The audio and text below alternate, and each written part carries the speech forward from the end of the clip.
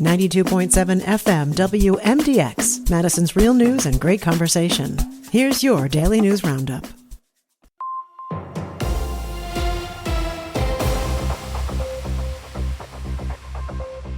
For Civic Media News, I'm Connie Fellman. The Pack is back, and so are Green and Gold Fridays, your chance to gear up in team colors to unlock special deals and freebies. The NFL preseason starts this week, and the Packers are calling on fans everywhere to revive the tradition of Green and Gold Friday, a chance for the community to rally behind the team as they prepare for the upcoming season. The Packers kick off their preseason against the Steelers Thursday night, but you can still sport your favorite Packers apparel to work or school on Friday to show your pride and score special discounts. Local partners like Qdoba and Citgo are stepping up with prizes and deals for anyone decked out in team gear. Plus, you might even see your photo on the big screen at Lambeau Field. Share your best fan look on social media using the hashtag #GGFriday for a chance to be featured on the team website and on the Tundra Vision video boards during home games throughout the year. It's not too early to be thinking about deer hunting. As Civic Media's James Kelly tells us, hunters with disabilities should know about an upcoming deadline.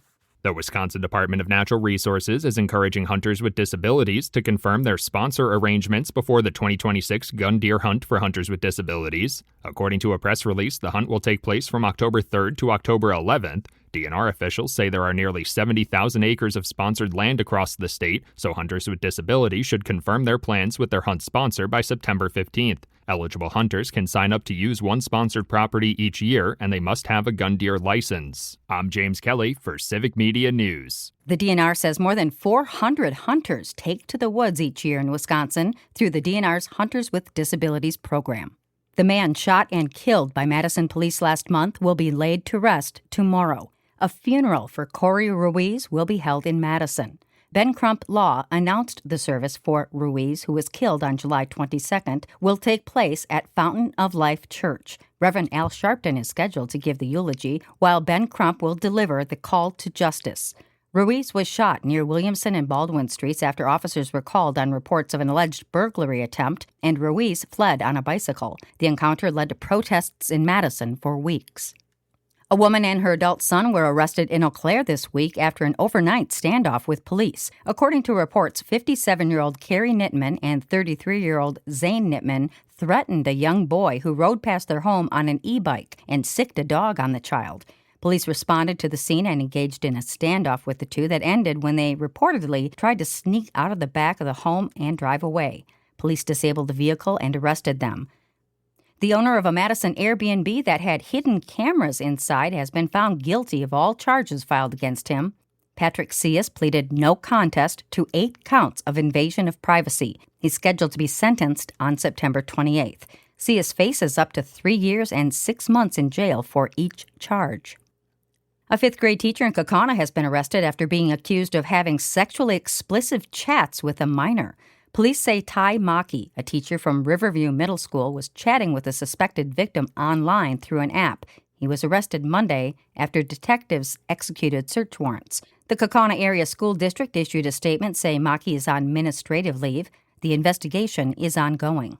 The owner of Tyrol Basin Ski Hill in Madison has pleaded no contest to disorderly conduct.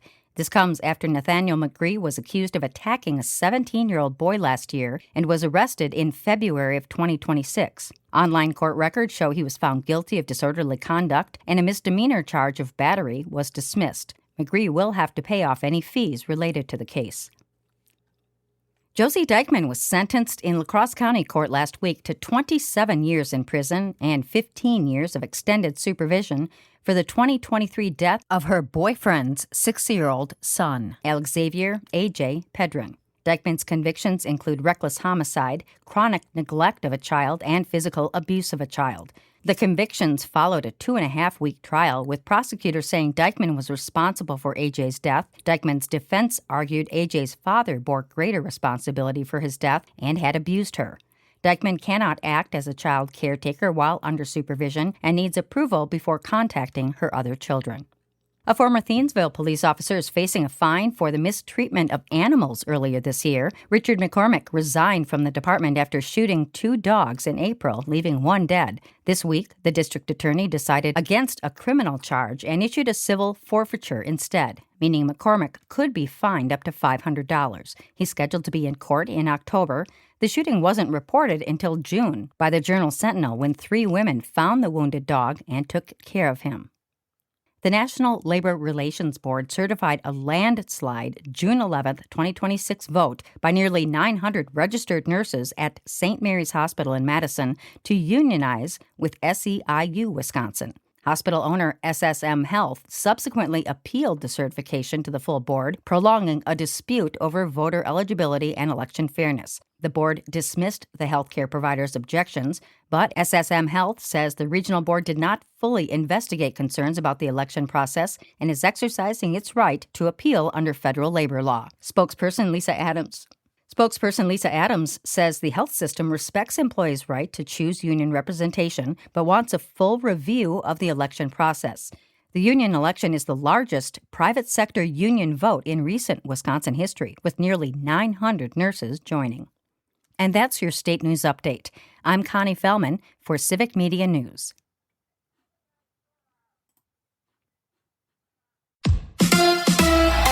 A come-from-behind win for the Crew. Hi, I'm Mike Clemens with Sports Baseball. The Brewers down 4-2, scored 3 runs in the 9th to beat the Dodgers in L.A. last night, 5-4. Game 2 of the 4-game series is tonight. NFL, the Packers lose to the Steelers in Pittsburgh, 28-9. Quarterback Jordan Love did play in the game, leading the Packers on a 10-play drive that resulted in the first of 3 Trey Smack field goals. Man, it was awesome. I think that was definitely the highlight of the night, hitting 2 58-yard field goals, so that was awesome. Making all his kicks. I'm happy for him. That was definitely the highlight of the night right there. Love chatted with Aaron Rodgers before the game. Matt LaFleur got to visit with the Steelers' new head coach, Mike McCarthy, but not Rodgers. Yeah, I didn't get to say hello to him. That was a bummer. I was hoping to see him, but certainly a guy that I've got a ton of respect for, and, as long as he's not playing the Green Bay Packers, I'll always root for him. That's Packers head coach Matt LaFleur. From Pittsburgh with sports, I'm Mike Clemens. We have a chance of isolated showers and thunder showers today with a high right around 80 this afternoon. Tonight, scattered showers or a thunder shower with a low dropping into the low to mid-60s. Tomorrow, scattered showers and thunderstorms with a high in the upper 70s to low 80s. I'm meteorologist Sean Cable. That's your Madison News Roundup from WMDX. Find more news anytime at WMDXradio.com. Subscribe to this podcast on Spotify, Apple, or wherever you find your podcasts.